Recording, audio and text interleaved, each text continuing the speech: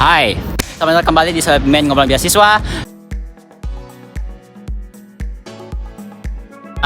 Kali ini aku bakalan ngajakin teman aku yang kuliah di Stony Brook University untuk ngobrol-ngobrol. Walaupun sebenarnya sekarang aku nggak lagi di Stony Brook University, tapi di Columbia University. Kebetulannya jalan-jalan doang, aku kebetulan lagi di New York. Dan teman itu adalah Kak Yudis. Oke, mungkin ada beberapa teman yang sudah tahu, ada yang belum tahu. Jadi Kak Yudis ini sedang studi sudah 2 semester lah ya, setahun lah ya Kak Yudis ya. Ya, belum sampai setahun. Pokoknya tapi yang jelas sudah 2 semester. Ya, sekitar itulah. Kita sambil jalan yuk.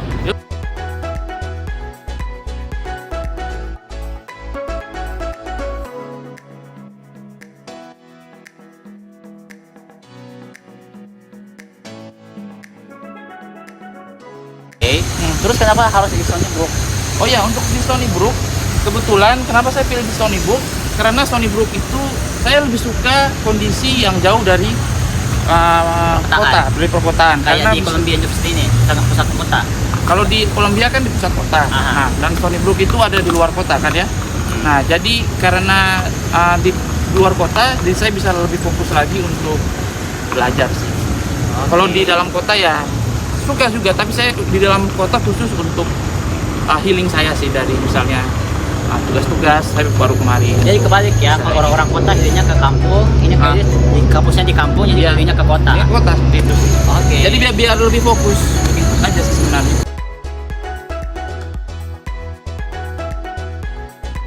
Jadi sejauh ini sudah 2 semester, kira-kira Kak Yudis ada satu mata kuliah yang paling disukai nggak? Fonetik. Fonetik. Ya. Saya sangat suka karena saya diberi kesempatan untuk mempresentasikan fonetik bahasa Indonesia ke orang Amerika. Wow. Contohnya? Ya. Contohnya, misalnya kalau di bahasa Inggris suara huruf R, bunyi R, kita bilangnya R. Mereka tidak bisa bilang R kan? Oke. Tapi di dalam bahasa Indonesia itu bunyi itu ada. Contoh lain, misalnya di dalam bahasa Indonesia bunyi sing, kita tidak punya bunyi itu kan. Jadi kadang-kadang Indonesian speaker itu bisa bilang ting jadi ting aja, biasa-biasa saja. Tapi sebenarnya harus ada th-nya di belakang, jadi sing. Nah, jadi ada perbedaan-perbedaan bunyi-bunyi yang khususnya bisa kita bandingkan. Dan satu lagi, saya sangat suka karena ketika saya belajar ini, saya langsung bisa tahu cara mengajar pronunciation dengan baik ketika nanti saya mengajar siswa-siswa yang ada di Indonesia. Saat bicara bahasa Inggris, orang Indonesia khususnya bisa kayak memiliki gaya tertentu yang berbeda gitu ya. Iya, jadi begitu. Jadi ya ada sebabnya. Gitu. Jadi saya bisa tahu. Karena ketika saya belajar fonetik, ternyata accent itu sangat berpengaruh. Kenapa sangat berpengaruh? Ya, karena accent itu sangat berhubungan sekali dengan fonetik. Kenapa? Karena kita semua memiliki fonetik yang berbeda-beda. Setiap bahasa memiliki fonetik yang berbeda-beda. Seperti itu. Sangat unik. Jadi saya sangat suka sekali mata kuliah itu.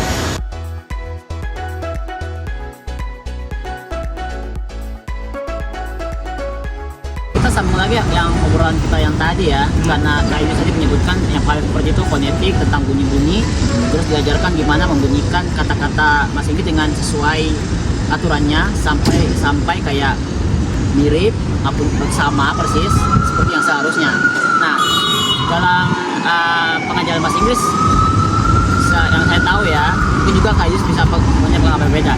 Ada guru yang betul-betul memaksakan muridnya supaya bicaranya, pengucapannya, pronunciation-nya persis plak-plak mirip sama si native speakers. Tapi ada juga teachers yang mengharapkan yang penting studentnya, yang penting muridnya tuh mau belajar dan mau mengucapkan, tidak perlu harus sempurna, yang penting dapat dipahami. Dan itu seolah-olah kayak dua perdebatan tuh ada. Dan bagaimana Kak Yudis menanggapi perdebatan itu? Oh ya, tadi saya sempat menjelaskan seperti itu. Nah, tapi kalau menurut saya, ya saya lebih suka mengajar khusus pronunciation yang mereka bisa dapat, yang mereka bisa pahami. Ya, jadi tidak perlu sempurna seperti native speaker. Itu urusan belakangan. Jadi intinya yang pertama, mereka harus pahami dulu. kira-kira ngucapinnya seperti apa.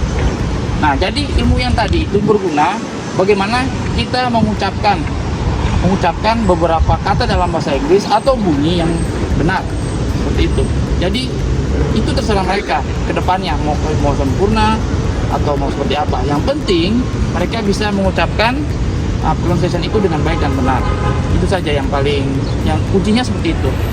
Nah, ilmunya kan udah dapat kan, caranya seperti ini. Nah, jadi kita bisa mengimplementasikan bunyi tersebut ketika kita mengajar pada Indonesian speaker, ya, pada murid-murid yang ada di Indonesia.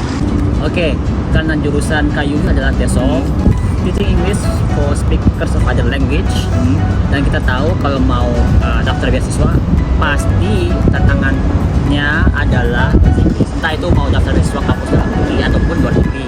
Bagaimana pendapat Kayu setelah hal itu? Bagaimana mungkin saran-saran Kayu itu saya bisa kasih dibagi ke teman-teman yang mau daftar juga, entah dalam negeri entah luar negeri, karena bahasa Inggris itu seperti kita tahu itu kayak syaratnya gitu, Ya. salah satu syaratnya. Oke, ya, jadi begini ya teman-teman. Jadi intinya sekarang kita kan udah maju ya zamannya, ada internet, terus juga kalau misalnya teman-teman bingung mau belajar di mana, banyak sekali di internet itu ada, kita bisa searching di Google dan juga di YouTube, banyak informasi-informasi yang teman-teman bisa cari di situ kan. Nah, kebetulan kan yang paling penting kunci untuk kita bisa kuliah di luar negeri atau juga untuk belajar yaitu di TOEFL ya. Jadi di TOEFL itu adalah kuncinya. Jadi pertama teman-teman, kalau untuk teman-teman di Maluku Utara khususnya ya, teman Maluku Utara khususnya, kita sih belum ada IELTS di sana, tapi itu ada TOEFL. Nah, jadi anggap saja teman-teman belajar bahasa Inggris tujuannya itu bisa dilihat di soal-soal TOEFL gitu. Jadi kalau misalnya teman-teman ingin belajar bahasa Inggris, ingin meningkatkan kemampuan bahasa Inggris, nanti targetnya yaitu bagaimana bisa mendapatkan nilai yang baik atau skor yang baik di TOEFL. Karena di TOEFL ini adalah kunci utama untuk bisa kalian melamar kerja atau juga bisa juga untuk melamar beasiswa. Seperti itu. Oke, jadi itu ya untuk teman-teman yang berencana untuk melamar beasiswa untuk melanjutkan studi dan belajar bahasa Inggris. Mungkin saran-saran dari Kak Yudis bisa diambil atau diaplikasikan. Oh iya, satu lagi. Jadi sekarang ini bukan hanya teman-teman bisa hanya kursus aja di tempat les. Itu juga salah satu juga, kursus di tempat les, belajar sendiri juga. Nah, sekarang ada Instagram. Banyak akun-akun di Instagram itu yang sangat baik untuk belajar bahasa Inggris. Jadi ya banyak sekali. Jadi teman-teman bisa lihat di situ atau bisa follow mereka di situ. Jadi bukan hanya di YouTube sih, bukan hanya di YouTube, bukan hanya di Google, ada juga Instagram. Nah, Instagram itu juga salah satu sosial media yang cukup baik untuk belajar. Seperti itu. Itu menurut saya sih. Oke. Jadi kalau misalnya teman-teman ingin melamar beasiswa, jangan ragu ya. Atau misalnya ada keinginan untuk belajar di luar negeri tapi tidak punya uang, juga jangan ragu karena beasiswa sangat banyak. Ada LPDP, ada Australia Awards, dan ada juga Fulbright ya. Kalian bisa lihat di internet, beasiswa pun ada. Bukan hanya 3 beasiswa itu, ada juga beasiswa kampus.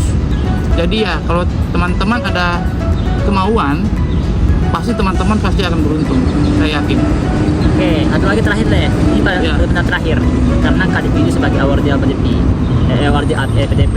Coba promosikan ke teman-teman kenapa harus LPDP. Walaupun ya kita tahu ada banyak kan. Teman-teman bisa memilih semuanya, bisa coba semuanya, cari rezeki yang mana, tapi kenapa LPDP? Ayo promosi dong LPDP. Oh ya, untuk kenapa harus teman-teman memilih LPDP ya? Karena LPDP adalah salah satu beasiswa yang sangat bergengsi ya, bisa dibilang sangat bergengsi, dan itu adalah beasiswa dari pemerintah kita sendiri ya.